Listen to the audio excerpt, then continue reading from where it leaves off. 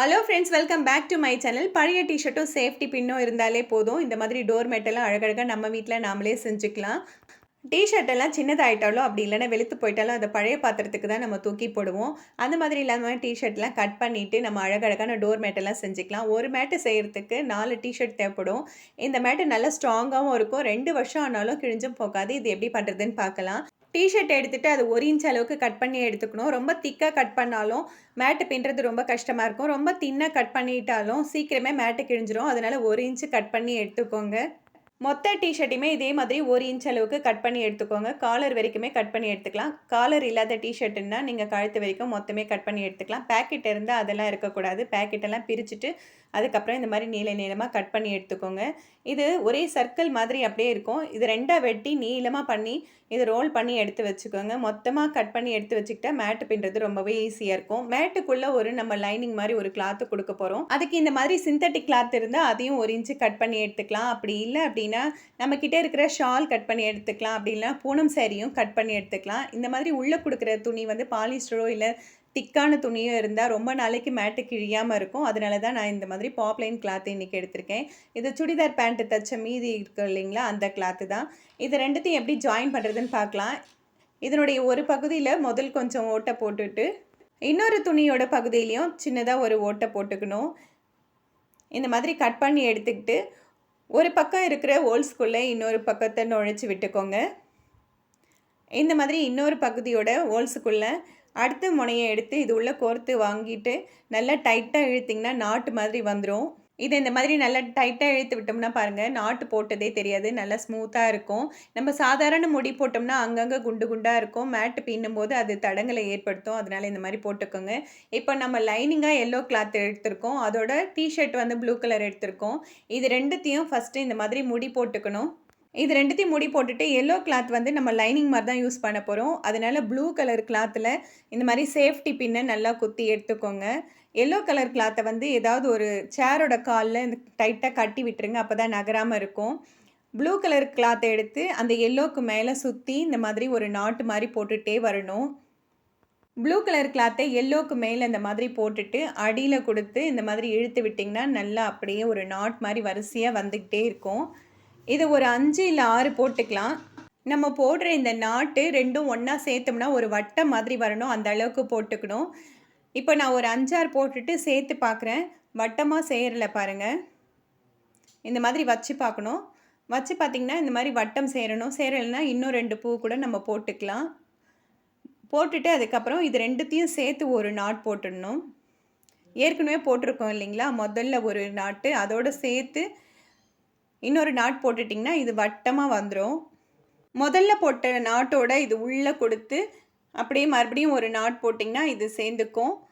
இந்த லைனிங் மட்டும் தனியாகவே வரணுங்க. அதை சுற்றி சுற்றி தான் நம்ம போட போகிறோம். அது கூடவே இழுத்துக்கிட்டு வரோம். அதனால் நம்ம ஒரு சேர்லேயோ இல்லை கதவுலையோ கட்டி விட்டுட்டோம்னா நம்ம மேட்டு பின்னும்போது நல்லா டைட்டாகவும் இருக்கும். நம்ம இழுக்கிறதுக்கும் நல்லா வசதியாக இருக்கும். இப்போ டிஷர்ட் கிளாத்தோட அளவு இவ்வளோ தான். இது குறைஞ்சிடுச்சு. மறுபடியும் இன்னொரு கிளாத் எடுத்து இதோட ஜாயின் பண்ணிக்கணும். ஏற்கனவே நம்ம எல்லோ கலர் கிளாத்தை ஜாயின் பண்ணோம் இல்லைங்களா, அதே மெத்தடு தான். இந்த டிஷர்ட்டோட 2 முனையிலையும் சின்ன சின்ன ஹோல்ஸ் போட்டுட்டு அது உள்ளே இதை கோர்த்து வாங்கினீங்கன்னா அது ஒரு நாட்டு மாதிரி வந்துடும். இந்த மாதிரி மெத்தடில் போடும்போது அங்கங்கே முடிச்சா இருக்காது. பார்க்குறதுக்கு நம்ம எங்கே முடி போட்டோன்றதே கண்டுபிடிக்க முடியாது. அந்த அளவுக்கு நல்லா வரும். அதனால தான் இந்த மெத்தடில் நீங்கள் போடுங்க. இது புரியலன்னா நான் இன்னொரு இடத்துல கூட இது முடி போட்டு காமிக்கிறேன். அதில் நல்லா கவனித்து பாருங்கள். வீடியோவை ஸ்கிப் பண்ணாமல் பாருங்கள். அப்போ தான் உங்களுக்கு நல்லாவே புரியும். எல்லோ கலர் கிளாத்தை நல்லா டைட்டாக பிடிச்சிக்கணும். அது எங்கேயுமே மேலே தெரியவே கூடாது. அது ஒரு லைனிங் மாதிரி தான், சப்போர்ட்டுக்காக தான் நம்ம அதை கொடுக்குறோம். அதை சுற்றி தான் நம்ம பின்னல் மாதிரி இதை போட்டுகிட்டே போகிறோம்.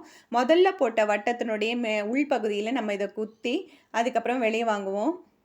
இதே மெத்தடில் நம்ம அப்படியே சுற்றி போட்டுகிட்டே வரணும்.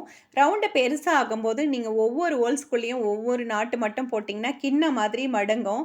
அதனால் ஒவ்வொரு ஹோல்ஸ்குள்ளேயும் 2 போட்டுக்கோங்க. அப்போ தான் நல்லா ஃப்ளாட்டாகவே வரும். ஒரு சில இடத்துல அதிகமாக இருக்கிற மாதிரி தெரிஞ்சதுன்னா அந்த இடத்துல மட்டும் ஒரு நாட் போட்டுக்கோங்க. ஆனால் 2 நாட்டு போட்டிங்கன்னா தான் அந்த தட்டையாக அப்படியே ரவுண்ட் ஷேப்பில் வரும். அடுத்ததான் நம்ம கிளாத் எப்படி அட்டாச் பண்ணலாம் அப்படின்னு சொல்லிட்டு நான் இன்னொரு முறையும் காமிக்கிறேன். 2 துணியோட நுனியிலையும் இந்த மாதிரி சின்ன சின்னதாக ஹோல்ஸ் போட்டுக்கணும்.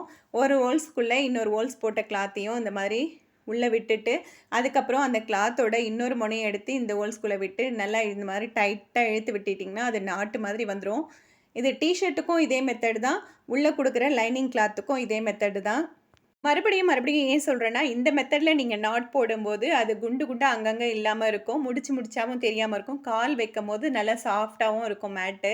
நீங்கள் சாதாரண முடி போட்டிங்கன்னா அங்கங்கே கல்லாக இருக்கும். இதுக்கப்புறம் அதே மாதிரி தாங்க எல்லாமே நம்ம போட்டு முடிச்சிடலாம். நான் 4 டிஷர்ட் எடுத்து போட்டிருக்கேன். உள்ள ப்ளூ, அதுக்கப்புறமா எல்லோ, அதுக்கப்புறமா ரெட்டு, அதுக்கப்புறமா திரும்பவும் ப்ளூ. இந்த மாதிரி 4 டிஷர்ட், ஒரு மேட்டுக்கு 4 டிஷர்ட் போட்டிங்கன்னா கரெக்டாக இருக்கும். மேட் எல்லாமே போட்டு முடிச்சுட்டு அதை எப்படி ஃபினிஷ் பண்ணுறதுன்னு பார்க்கலாம். நம்ம டிஷர்ட் கிளாத்து எண்டு வரைக்கும் போட்டுட்டு அதில் சின்னதாக ஒரு ஹோல்ஸ் போட்டுக்கணும். நம்ம லைனிங்காக கொடுத்துட்டு வந்த அந்த எல்லோ கலர் கிளாத்தை முடி போகிற அளவுக்கு விட்டுட்டு மீதியை கட் பண்ணி எடுத்துடலாம். இந்த ஹோல்ஸ்குள்ளே அந்த எல்லோ கலர் கிளாத்தை விட்டு நல்லா டைட்டாக ஒரு 2-3 முடிச்சு போட்டு டைட் பண்ணிக்கணும். இந்த மாதிரி பண்ணிட்டிங்கன்னா எப்போவுமே பிரியவே பிரியாது. மேட்டும் ரொம்பவே அழகாக இருக்கும். மீதி இருக்கிற எல்லோ கலர் கிளாத்தை பின்பக்கமாக கொண்டு போய் நல்லா டைட்டாக 4-5 முடி போட்டு விட்டுட்டிங்கன்னா மேட் 2 வருஷம் ஆனாலும் பிரியவே பிரியாதுங்க. நம்ம கடையில் வாங்குகிற மேட்டெல்லாம் 6 மாதத்துக்கு மேலே வராது. இது கிட்டத்தட்ட 2 வருஷம் நல்லாவே உழைக்கும். ஏற்கனவே நான் ஒரு 2-3 மேட்டு போட்டு வச்சுருக்கேங்க. இப்போவும் 2 மேட்டு போட்டிருக்கோம். நீங்களும் இந்த மேட்டை போட்டுட்டு எப்படி வந்ததுன்னு கமெண்ட் பண்ணுங்கள். வீடியோ பிடிச்சிருந்தா லைக் பண்ணுங்கள். உங்கள் ஃப்ரெண்ட்ஸ் எல்லாருக்குமே ஷேர் பண்ணுங்கள். வீடியோவை சப்ஸ்கிரைப் பண்ணாமல் பார்த்துட்டு இருந்தீங்கன்னா சப்ஸ்கிரைப் பண்ணிக்கோங்க. பெல் பட்டனை ப்ரெஸ் பண்ணுங்கள். அதில் ஆளுங்கிற ஆப்ஷனை கிளிக் பண்ணுங்கள். அப்போ தான் எங்களோட எல்லா வீடியோஸும் உங்களுக்கு நோட்டிஃபிகேஷன் வரும். பார்த்து என்ஜாய் பண்ணுங்கள். தேங்க்ஸ் ஃபார் வாட்சிங்.